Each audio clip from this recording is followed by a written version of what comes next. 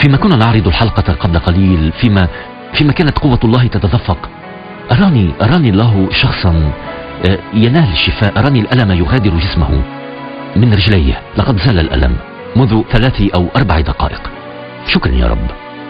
مرض السكري قد شفي للتو، حالة زرق قد شفيت للتو. انتهر هذا المرض باسم يسوع. أحدهم يعاني من التهاب في العظام. الله يشفيك الآن. شكرا ربي وإلهي. أرى سيدة على كرسي النقال تعاني من آلام حادة في الظهر والوركين. أنت تعانين من آلام حادة وتتلقين علاجات.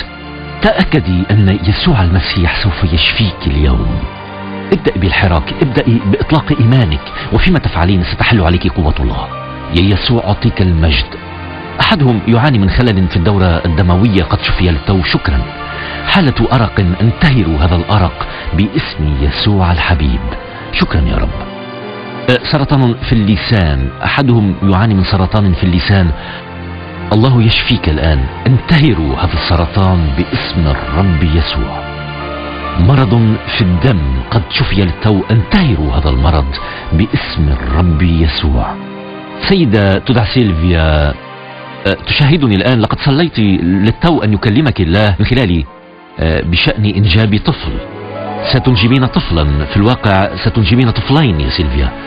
قوة الله تحل عليك. ارفع يديك واشكريه لأنه استجاب صلواتك اليوم. هذا صحيح. أخبري زوجك عندما يعود إلى المنزل من العمل وفرح سويا بالخبر. الله يصنع معجزات عظيمة.